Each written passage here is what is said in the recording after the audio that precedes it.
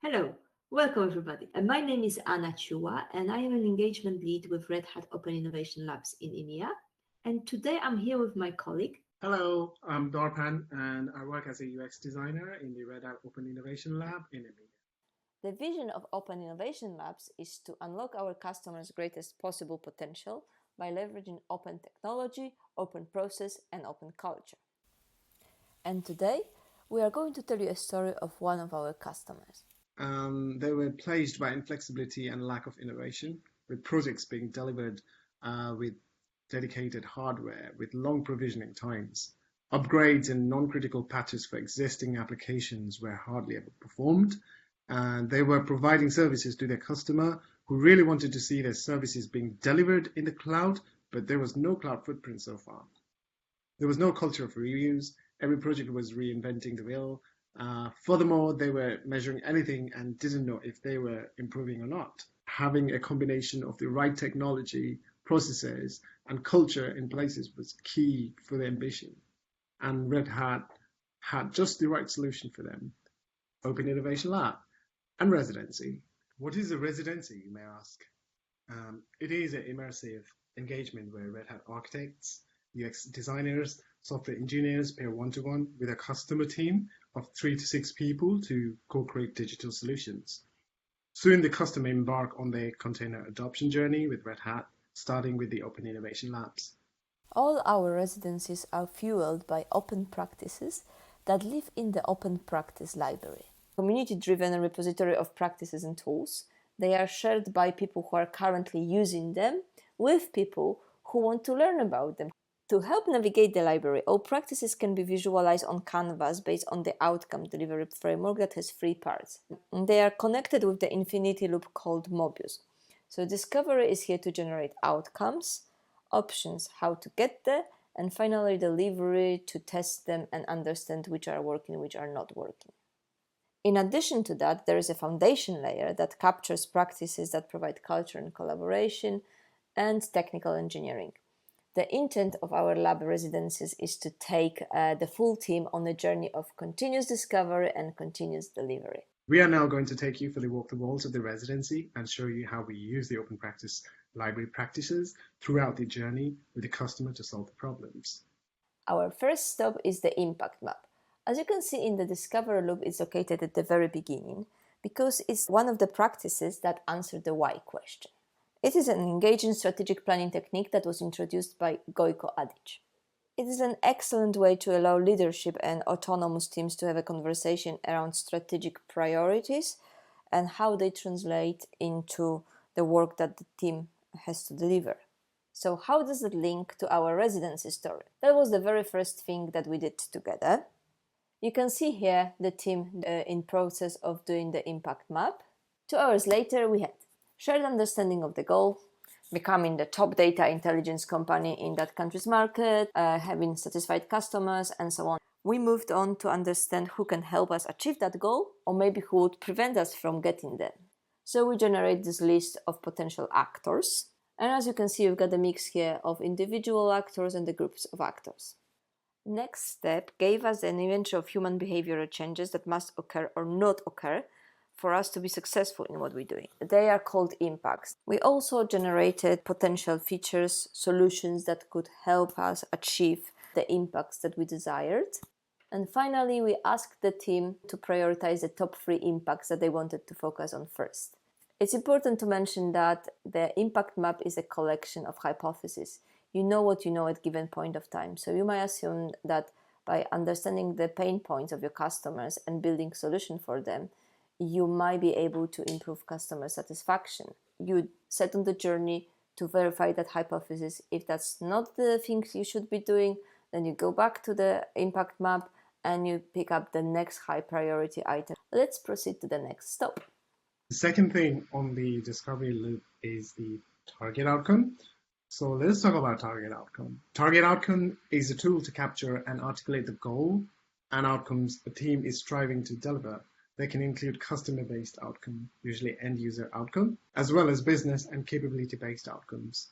We had the full map of impacts and ideas, but only 6 weeks.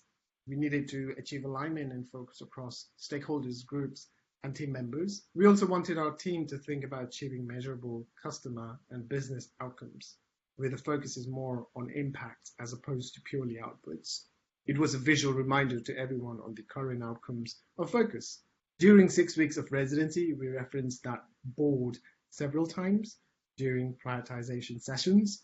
Before we move on, let's talk a little bit about a small yet powerful practice that often goes hand in hand with the target outcome. It's called priority sliders, and it's a tool that facilitates conversation about relative priorities and focuses upcoming activities. As you can see in this example here, is a finite set of topics areas that can be relatively prioritized against each other. We have a slider for each dimension, where groups of people collaboratively slide the relative importance to the right, which is more important, or left, the less important. The practice increases the autonomy of teams by enabling alignment and consensus on areas of focus. It is very useful in situations where the trade-offs needs to be made between several options. So just to summarize, we now have focus outcomes for the 6 weeks of residency and relative priorities. Let's continue our journey to the next stop. As we travel down the discovery loop, we need something that would help us to explore the what and the who question. And we found just the right practice called event storming. It is a rapid interactive approach to business process discovery and design that originated in the domain-driven design community, namely Alberto Brandolini. The greatest advantage of this practice is that it establishes a common and shared language between business and technology. As you can see here, we've got a mix of people from business and software developers. So let's talk about our residency. We took about 3 days to do enough event storming to be able to move to the next step. After 3 days of event storming, the team gained shared understanding of the business process we're building.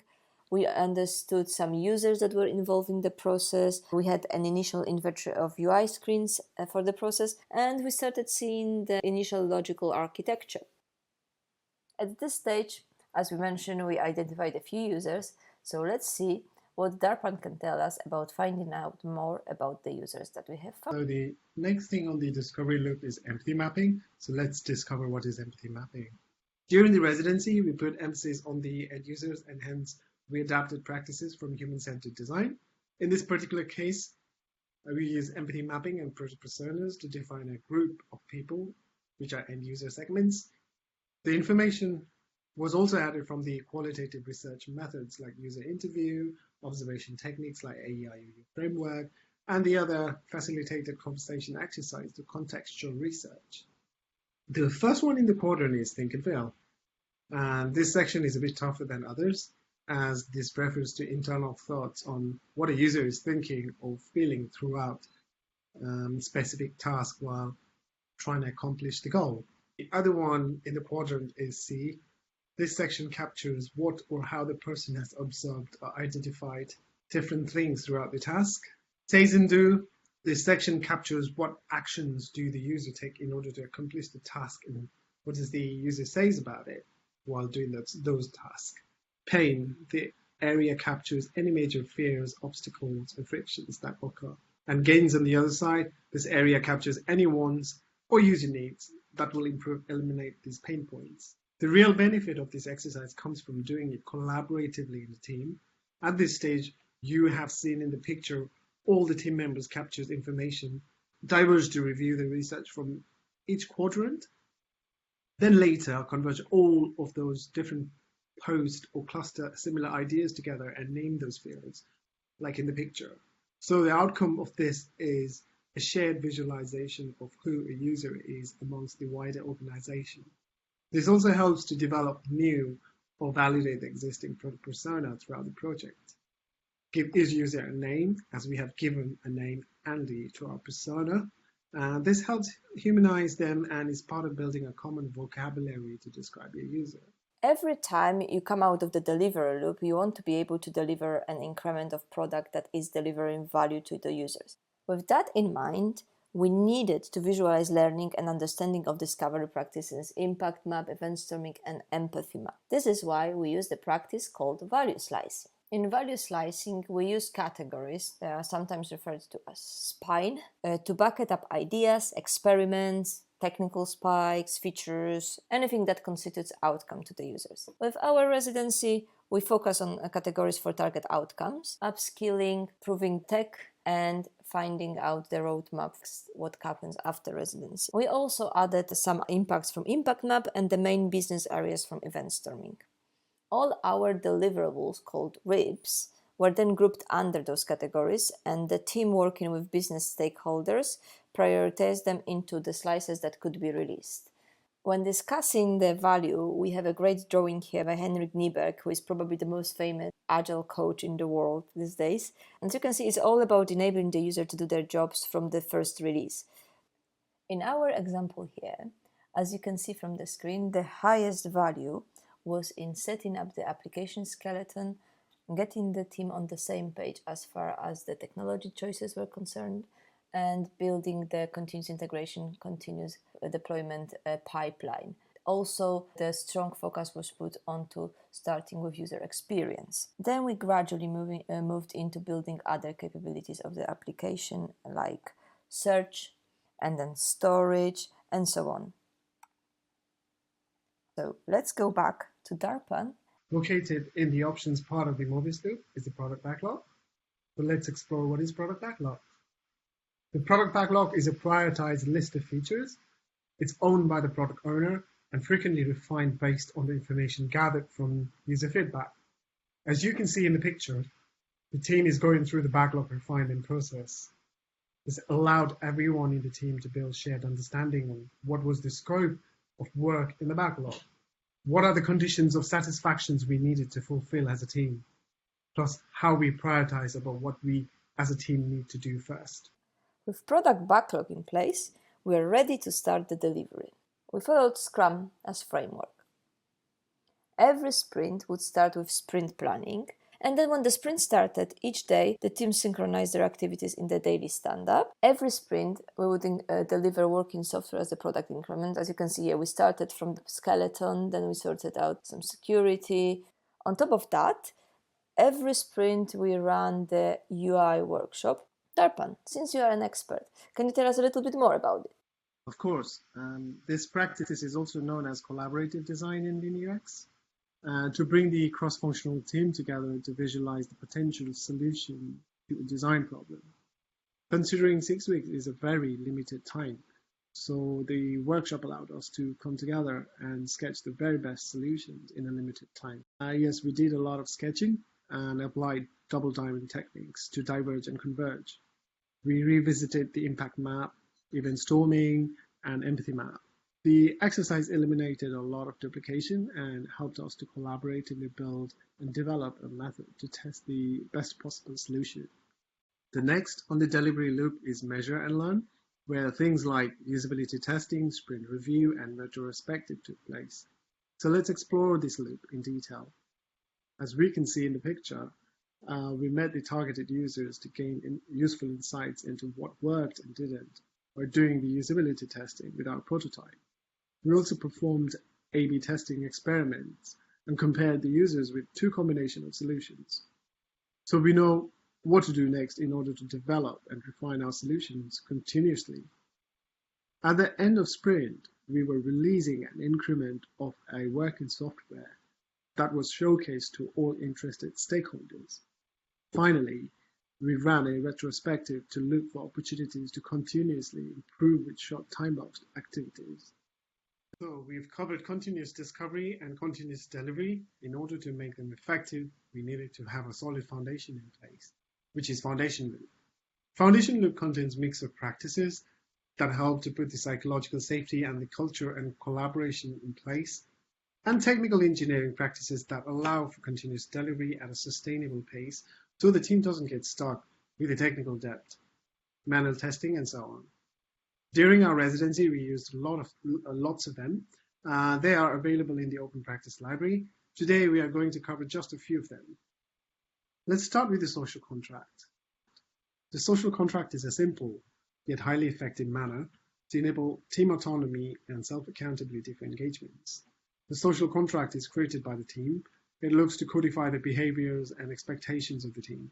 It also provides a mechanism for the team to radiate and share its desired behaviors with management and other stakeholders. Key points to consider: the team agreed to hold each other accountable to the contract. Having every team member physically sign a contract can provide a good starting point for this. Revisit the social contract often and update as necessary. Another great little technique is stop the world. A stop the world event is when somebody on the team identifies that the engagement is off the track for one reason or another. The full team then works together to find a compromise that is acceptable to all and continues progress towards customer success. It was very powerful for our team members to use this tool when we cuff ourselves not focusing on the sprint goal, but driving deep away into future with some architectural decisions. Another practice that we wanted to mention is the visualization of work. This practice involves radiating and visually representing all aspects of work. Visualizing work helps facilitate a transparent and open ways of working. It helps avoiding hiding information about status, any progress, direction, challenges, and opportunities related to product. When important information is constantly accessible and visible to people, both speed and accuracy of their work can be improved with reduced wastage from having to search for information. It is also more likely that the information is accurate because people are continuously being reminded of it. Let me pass you back to Anna, who will explain a handful of technical engineering practices. Thanks, Darbs. So let's move to this part of the loop. The first practice I'm going to mention is called emergent architecture. It provides technical basis for a fully evolutionary and incremental implementation approach. It helps developers and designers respond to immediate user needs, but it also allows the design to evolve as the system is being built and deployed. You can see how things were added. They are color-coded, so sprint 1 is in black, then in sprint 2 we added elements in blue, then finally in sprints 3, 4, and 5 we added other elements. The next practice I wanted to bring to your attention is called everything as code. It's the practice of treating all parts of the system as code. This means storing configuration along with the source code in the repositories such as Git or SVN. Storing the configuration from bottom to top as code means that they are tracked and can be recreated at the click of a button. Coding everything allowed us to demonstrate to the business during one of the showcases that we're able to completely trash all our development environments, and then with one button click they were rebuilt in about 5 to 10 minutes. And finally, build monitoring. It's not a new concept. There is loads of tools in place that everybody is using on the daily basis that are alerting about something going wrong with the build. It's more about building this team's accountability for when things go wrong. So when we see that the master branch goes red, everybody drops everything they were working on. All hands on deck. We are trying to solve the build because we want to make sure that by the end of the sprint, everything is fully integrated and we've got a working build. In this last part of the journey, we will highlight the outcomes of the 6 weeks residency. As we mentioned at the beginning of our journey, the technology and process are not enough. We need people and culture to achieve great results. There's no question about that. So the residents went back to their office as a long-lived team. During the residency, we put a lot of focus on creating the team identity. We had logos, we had crests, we had team name, team t-shirts. We did a lot of team building activities, and that paid off. Our team not only continues working that way, but they also onboarded new team members, and now they expanded into multiple teams. So overall, our team, our customer really bought into starting with why and focusing on delivering better customer outcomes. We're really impressed to hear from them that when they now bring on the new project, they change the narrative from, oh, let's go and build it, to let's stop, let's collaborate with our users and understand what they need to build the right thing.